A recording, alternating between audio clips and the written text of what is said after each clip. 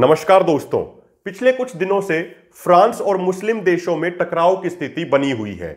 इस टकराव के क्या कारण हैं?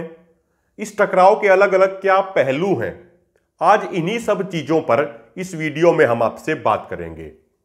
अगर हम बात करें इतिहास की, तो फ्रांसीसी क्रांति के बाद से फ्रांस में हमेशा से सरकार और धर्म के बीच में टकराव की स्थिति रही है।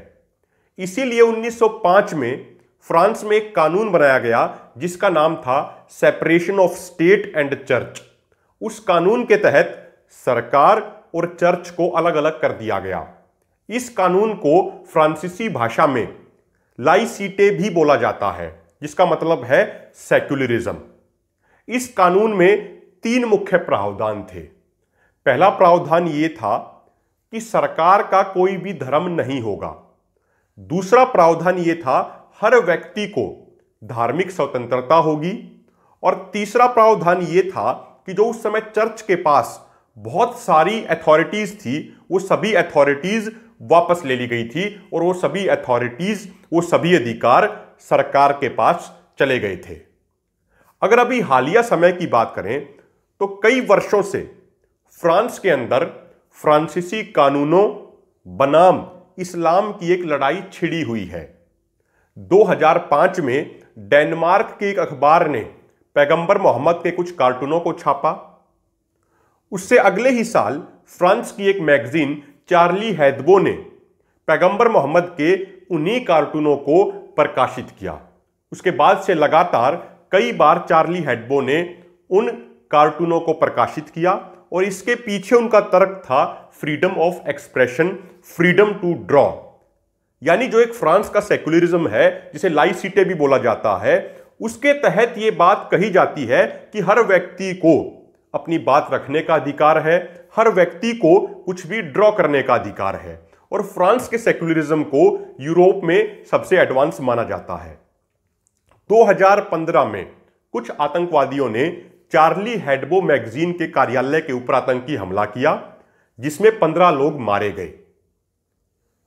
2020 में यानी इस साल उस हमले के कुछ आरोपियों के ऊपर कार्रवाई शुरू हुई है। उनके ऊपर आरोप तय किए गए हैं, वो ट्रायल शुरू हुआ है। तो इस बात के बाद चार्ली हेब्दो मैगजीन ने दोबारा से पैगंबर मोहम्मद के कार्टूनों को प्रकाशित किया।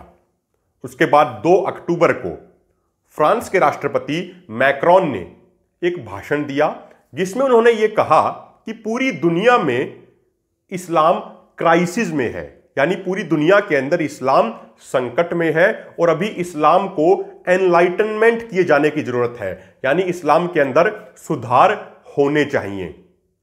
उन्होंने यह भी कहा कि जो फ्रांस के अंदर जो आज इस्लाम की जो स्थिति है, वो फ्रांस के रूल और रेगुलेशंस के अनुसार नहीं है, इसीलिए इस्लाम में कुछ बदलाव किए जाने की जरूरत है ताकि वो फ्रेंच वैल्यूज के साथ कंपैटिबल हो सके। इसके लिए उन्होंने ये भी कहा कि उनकी सरकार कड़े कानून बनाएगी और जो ये कुछ फॉरेन फंडेड इमाम और मॉस्क यानी मस्जिदें मौजूद हैं फ्रांस के अंदर, उनके ऊपर भी कार्रवाई की जाएगी। मैक्रोन के इस भाषण के बाद इस्लामिक देशों ने इसके ऊपर कड़ी प्रतिक्रिया व्यक्त की। खास तौर पे तुर्की ने आलोचना की फ्रांस की, मलेशिया ने की और पाकिस्तान ने की। उसके कुछ दिन बाद फ्रांस के एक स्कूल में एक टीचर सैमुअल पटी फ्रीडम ऑफ एक्सप्रेशन के ऊपर एक लेक्चर दे रहे थे और उस लेक्चर में उन्होंने पैगंबर मोहम्मद के कार्टूनों को दिखाया। अब ध्यान देने की बात यह है कि उस लेक्चर से पहले सैमुअल पटी ने यह क्लियर कर दिया, यदि इस क्लास में कोई ऐसा व्यक्ति मौजूद है जिसकी भावनाएं पैगंबर मोहम्मद के कार्टून से हर्ट हो सकती हैं, तो वो स्टूडेंट चाहे तो क्लास से बाहर जा सकता है या अपनी आंखें बंद कर सकता है या अपना मुंह फेर सकता है, यानी मुंह दूसरी साइड पे कर सकता है। उन्होंने फ्रीडम ऑफ एक्सप्रेशन के तहत पैगंबर मोहम्मद के कार्टूनों को दिखाया। उसके कुछ दिन बाद चेचनिया मूल के एक 18 साल के आतंकी ने सैमुअल पटी की गला रेत के हत्या कर दी, ठीक उसी स्कूल के बाहर जिस स्कूल में सैमुअल पटी पढ़ाते थे। उसके बाद फ्रांस में बड़े पैमाने पर विरोध प्रदर्शन हुए और जो ये सैमुअल पटी की हत्या की गई, इस पूरी घटना की कड़ी से कड़ी तरीके से निंदा की गई और बड़े बड़े लेवल पे, बड़े बड़े पैमाने पर फ्रांस में रैलियां आयोजित की गई।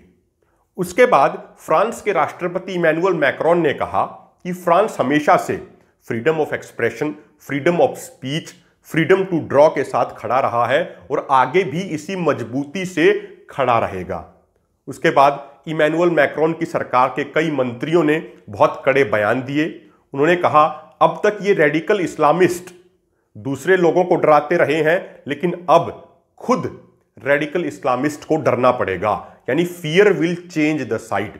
ये उन्होंने टर्म का इस्तेमाल किया। और इमैनुअल मैक्रोन ने भी कहा कि वो रेडिकल इस्लामिस्ट के खिलाफ कड़े कदम उठाएंगे। एक दिन के अंदर फ्रांस में 120 मस्जिदों के ऊपर छापा मारा गया और जो विदेशी मूल के इमाम थे उनको गिरफ्तार भी किया गया। उसके कुछ दिन बाद नाइस शहर में एक चर्च के अंदर घुस के एक इस्लामिक आतंकी ने हमला कर दिया, जिसमें 3 लोगों की मौत हो गई। हमला करते समय वो इस्लामिक आतंकी इस्लामिक नारे लगा रहा था। तो उसके बाद इमैनुअल मैक्रोन ने कहा कि वो और भी कड़ी कार्रवाई करेंगे और भी सख्त रूल इस विषय में बनाएंगे। तो ये अब तक की पूरी इवेंट्स हैं, अब तक की पूरी घटना है। अब इस पूरी घटना से 3 चीजें हमें समझने की जरूरत है। पहली चीज ये है, जब बात फ्रीडम ऑफ एक्सप्रेशन की जाती है, फ्रीडम ऑफ स्पीच की जाती है, फ्रीडम टू ड्रॉ की जाती है, तो ये एक अधिकार है, ये एक राइट है। और हमें ये ध्यान रखना चाहिए, राइट के साथ साथ रिस्पॉन्सिबिलिटीज भी आती हैं। तो जब हम किसी राइट की बात करते हैं, तब हम फ्रीडम टू एक्सप्रेशन की बात करते हैं, तो हमें यह ध्यान रखना चाहिए कि फ्रीडम ऑफ एक्सप्रेशन के तहत ऐसा कोई भी काम ना हो जिसके तहत किसी दूसरे समाज की भावनाएं हर्ट हों। यानी राइट के साथ साथ रिस्पॉन्सिबिलिटीज का भी ध्यान रखना चाहिए। दूसरी बात अब एक समझने की यह है कि इस्लामिक स्कॉलर्स के साथ एक बहुत बड़ी समस्या है। जहां पे मुस्लिम लोग माइनॉरिटी में होते हैं, वहां पे इस्लामिक स्कॉलर्स हमेशा सेक्युलरिज्म और डेमोक्रेसी की बात करते हैं। लेकिन जहां पे मुस्लिम लोग मेजॉरिटी में होते हैं, वहां पर ना तो डेमोक्रेसी की बात की जाती है, ना ही सेक्युलरिज्म की बात की जाती है। वहां पर तो सिर्फ और सिर्फ इस्लामिक कानूनों यानी शरिया की बात की जाती है। अगर हम फ्रांस की ही बात करें, तो फ्रांस की जो टोटल पॉपुलेशन है वो लगभग 67 मिलियन है, यानी 6 करोड़ 70 लाख के आसपास है। इसमें से 10% यानी 67 लाख वो मुस्लिम हैं। अब हमें यह समझना चाहिए कि इस्लामिक स्कॉलर एक और बात करते हैं, वो है पैन इस्लाम, यानी वो उम्मह की बात करते हैं कि भाई सभी मुसलमान एक ही जगह से जुड़े हुए हैं, वो मक्का मदीना से जुड़े हुए हैं।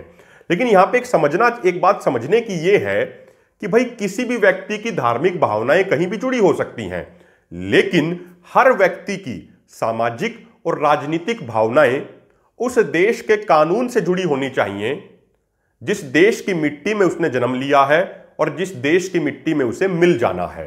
तो जो ये पैन इस्लाम का, जो ये उम्मा का जो ये कंसेप्ट है, ये भी एक तरीके से बड़ा खतरनाक है। जब ये कंसेप्ट राजनीतिक तौर पे और सामाजिक तौर पे इस्तेमाल किया जाता है, तो ये कंसेप्ट बहुत खतरनाक हो जाता है। अब एक और चीज समझने की यहां पे ये है कि जब इमैनुअल मैक्रोन ने कहा कि वो हमेशा फ्रीडम ऑफ एक्सप्रेशन के पैरवी रहे हैं और आगे भी रहेंगे, तो उसके बाद कुछ मुस्लिम लीडर्स ने फ्रांस और इमैनुअल मैक्रोन के खिलाफ बहुत भद्दे बयान दिए। तुर्की के राष्ट्रपति एर्दोगान ने कहा कि इमैनुअल मैक्रोन की मेंटल स्थिति खराब है, उनकी मेंटल स्थिति ठीक नहीं है और उन्हें इलाज की जरूरत है। पाकिस्तान के प्रधानमंत्री ने भी ठीक इसी तरीके से उल्टे सीधे गलत बयान दिए। वहीं मलेशिया के पूर्व प्रधानमंत्री ने बेशर्मी की सभी हदें पार करते हुए कहा कि पुरानी घटनाओं के आधार पर मुसलमानों को यह हक है कि वो फ्रेंच लोगों की हत्याएं कर सकते हैं। इन तीनों नेताओं के बयानों की बहुत बड़े लेवल पे आलोचना हुई, बहुत कड़ी निंदा की गई पूरी दुनिया में। मुस्लिम देशों ने यह कहा कि वो फ्रेंच प्रोडक्ट्स का बायकॉट करेंगे।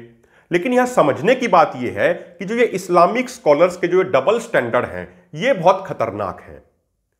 तीसरी बात समझने की यह है कि फ्रांस के अंदर भी एक पॉलिटिक्स चल रही है। इमैनुअल मैक्रोन ने यह फील किया कि जो फ्रांस की जो राइट विंग की लीडर हैं मरीन ले पेन, पिछले इलेक्शंस में उन्होंने अपेक्षा के अनुसार अच्छा प्रदर्शन किया था और 2022 में फ्रांस में फिर से इलेक्शन होने हैं। तो इमैनुअल मैक्रोन को यह लग रहा है कि जिस तरीके से फ्रांस के अंदर एक स्थिति बनी हुई है, फ्रांस में राइट विंग लोगों का बोलबाला बढ़ता जा रहा है, तो इसीलिए इमैनुअल मैक्रोन की ये पॉलिटिकल मजबूरी भी हो गई है कि वो रेडिकल इस्लामिस्ट के खिलाफ कड़ी कार्रवाई करते हुए दिखें। इसीलिए वो एक कड़ा मैसेज दे रहे हैं और ये साफ साफ कह रहे हैं कि वो रेडिकल इस्लामिस्ट को जड़ से उखाड़ फेंकेंगे। और इसी कड़ी में उन्होंने 2 तारीख को भाषण दिया था जिसमें उन्होंने ये बात कही थी कि इस्लाम के अंदर सुधार की जरूरत है। तो जब भी हम इस पूरी घटना का ये विवरण करें, जो ये फ्रांस वर्सेस मुस्लिम कंट्रीज की एक सिचुएशन बनी हुई है, तो इस पूरी घटना का एनालिसिस करते हुए हमें इन 3-4 पहलुओं को बड़े ध्यान से सोचना और समझना चाहिए, जिनके बारे में अभी हमने आपके साथ बात की। तो साथियों, आज हमने आपको बताया कि फ्रांस और मुस्लिम देशों में ये टकराव की स्थिति क्यों बनी हुई है, इसके क्या कारण हैं और इसके अलग अलग क्या पहलू हैं। अगर आपको हमारी ये वीडियो अच्छी लगे तो इस वीडियो को शेयर जरूर कीजिएगा, चैनल को सब्सक्राइब जरूर कीजिएगा। आपने हमें सुना, उसके लिए धन्यवाद। नमस्कार।